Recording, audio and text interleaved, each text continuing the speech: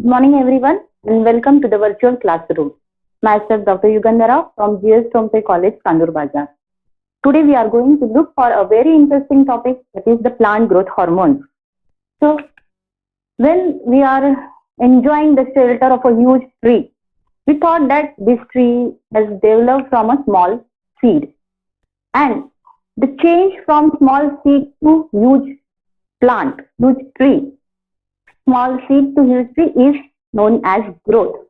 And this change is very unique in all the living organisms, and it is also the essential process of the living organism.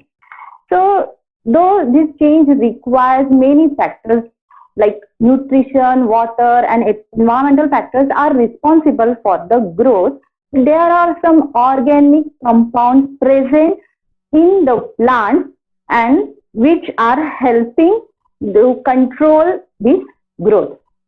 They are the actions of plant growth hormones are like they are seed germination, stem elongation, flowering, branching, fruiting, and the ripening of fruits are some of the actions of these plant growth hormones. And these plant growth hormones are also known by the name of plant growth regulators, that is the PGR. And phytochrome is also one and the same.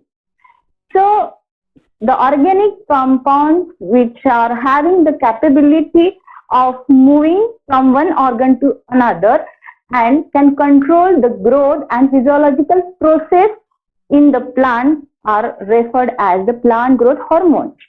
So, there are 5 main types of plant growth hormones like auxins, gibberellins, cytokinins, ethylene, and abscisic acid. And among them, auxins, gibberellins, and cytokinins are used as or known as the plant growth promoters, and the ethylene and abscisic acid as the plant growth inhibitors. On basis of their role, their physiological role, they are considered as the plant growth promoters and as well as the plant growth inhibitors. So let's start with the most important hormone, auxin. Auxin is a Greek word and it means to grow, and it is of 2 types, naturally occurring auxins and the synthetic auxins. Naturally occurring auxin example is IAA, that is the indole 3 acetic acid, and the synthetic auxins example is NAA and 2,4-D, that is the 2,4-dichlorophenoxyacetic acid. And there is one important story behind this 2,4-D. This 2,4-D is used as a herbicide, and during the Vietnam War, it is used that Vietnam are hiding behind the dense forest canopy and preventing the attacks of USA Army. And that time, what USA Army did, they sprayed this 2,4-D, which is also known by the name of Agent Orange, all over the forest area with the help of helicopters. And what happens? Due to the activity or physiological effect of herbicide of defoliation, early falling of leaves occurs, and the clear forest they can see and they can easily detect their enemy. So, what the moral of the story is, like a common man, we must not underestimate the power of these plant growth hormones. So, moving forward, like Darwin and his son, Charles Darwin and his son Francis Darwin, when doing the experiment on phototropism, they found that they are doing this experiment on the Connery grass coloptile, and they found that the tip of the coloptile is bending toward the light. When a unidirectional light is falling on the coloptile, then the tip showing the bend or curvature. And when they covered the tip of the coloptile, no change occurred, no growth they seen. And when they covered the lower portion of the coloptile, as usual, the tip bent towards the light. And from this, Darwin concluded that there must be some chemical present in the tip of the coleoptile which is responsible for this movement. And because of his conclusion, later on, other scientists able to discover the plant growth hormone. So, what is the coleoptile which is used in this experiment? The coleoptiles are nothing but they are the pointed protective covering or sheath present around the emerging shoot of a germinating seed, especially of the monocotyledonous seed. And why they are using? They are very much ideal for this experiment, and that's why they are used in this experiment. So later on, in 1928, Fritz Wayne actually isolated this auxin from the Avena sativa coleoptile. Avena sativa is also commonly known by the oat plant. It's a oat plant. And he performed the experiment Avena curvature test. In this, what he did, he cut the tip of the coleoptile and he placed it on the agar block. And after some time, he took that agar block and placed centrally on the cut portion of the coleoptile. And what he found? He found the straight upward growth of the coleoptile. And from this, he concluded that there must be some chemical, that is the auxin, which is present in the tip, get diffused in the agar block, and when the agar block is placed on the cut coleoptile portion, the coleoptile portion shows the straightforward growth. And then when he placed the agar block at one side, what he found that the coleoptile shows the bending opposite to the portion present of the agar block. It grows opposite side of the agar block. And from this, Fritz Wayne shared that there is the synthesis of auxin is from the tip of the coleoptile and it gets diffuses to the lower portion of this coleoptile. So isolation is done by the Wayne. And there are many physiological processes or roles played by these auxins. So these physiological effects are like they are in seed germination, apical bud germination, and they are present in the germinating position, like meristems. Auxins are present in meristems. They are present in the shoot tip, root tip, buds, etc. So they are playing in the most roles of auxins is in, we can see it in cell elongation. So what happens in the cell elongation?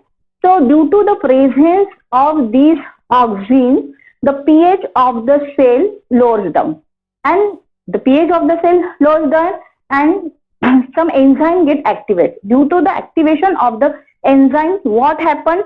The bond of the cell wall got break and the cell wall get loosening. Because of the loosening of this cell wall, what happens? They are easily able to absorb more water. If they absorb more water, more turgor pressure it increases, and due to this cell elongation occur. And due to the elongation of cell, the part shows the growth, and that's why the auxins are responsible for growth in the plant. So there are many functions and many roles of auxins, like it initiates the root. When the cut portions of leaf or stem are treated with the auxins, we see that they show root initiation. In callus culture also, plant tissue culture, root initiation is seen with the help of this auxin, and this is very much important for the farmers, that they are practicing this in the propagation, vegetative propagation. And by this, the time from the seed germination up to the stem they are reducing this time, and they are using these cuttings of the plants, and they are it is very beneficial for this farmers. Another one most important role of auxin is apical dominance. Apical dominance means due to the presence of apical bud, it inhibits the growth of lateral buds. It is the apical dominance. Why it happens? It happens due to these auxins. We know that auxin is getting synthesized at the tip of the bud, and due to the presence, active presence and vigorous growth of this auxin, and they are showing the upward direction growth of the apical bud, they are inhibiting the growth of the lateral branches. Though the axillary buds are present in the lateral leaf, but no lateral branches can be grown. And this is the apical dominance. And we have seen this apical dominance in the Oricoria plant, which we are known by the common name Christmas plant. So it is also play an important role in pruning. So pruning is that when we remove the apical bud. We know in apical bud auxin is present. If we remove artificially the apical bud, the plant gives the appearance, bushy appearance. And because of this bushy appearance, what happens? The plant, this art is called as plant art of pruning actually, and this is used by the gardeners. Many plants of the like coleus, chrysanthemum, roses, this pruning is used, and it is used for the best results in the horticulture or in agriculture. Many tea industries like tea gardens, many hedges and fruit plants and many of the flowering plants, these removing the apical portion, that is the art of pruning, is used, and it plays the role that if the apical bud is removed, the lateral branches able to grow vigorously and giving the plant a bushy appearance. Yes, auxin also induces parthenocarpy. Parthenocarpy means the formation of fruit without pollination and fertilization. And the seedless fruits are formed by this method, and these are very much demandable in the market, like the seedless oranges, seedless bananas, and the seedless what we call the watermelon. So these are one of the parthenocarpy is induced by the auxin, and it is also plays important role to prevent the abscission. So what is abscission? Abscission is the process of falling of leaves, flowers and fruits from a living plant. And these auxin, they prevent this early foliage of the leaf, flower and fruits. But it also promote the abscission at later stage. Means when these fruits and flowers and fruits get matured, it promotes the process. But at the early stages, it prevents this process. This is also an important role of the auxin to preventing the abscission. Yes, it, as I have told earlier, 2,4-D is the best herbicide used for the. It is used as a selective weedicide. Means it destroys only dicot weeds, and that's why they are using in the lawns. Lawns are used commercially for various purposes like weddings and etc. functions. And to keep clean lawn, grass is monocotyledonous plant, and when a dicot weed grows in that, after spraying this 2,4-D, this weed destroys. That's why they are used by the gardeners to keep clean lawns.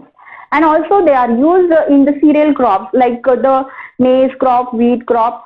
There also they are destroying the dicot plants and do not affecting this monocot plant.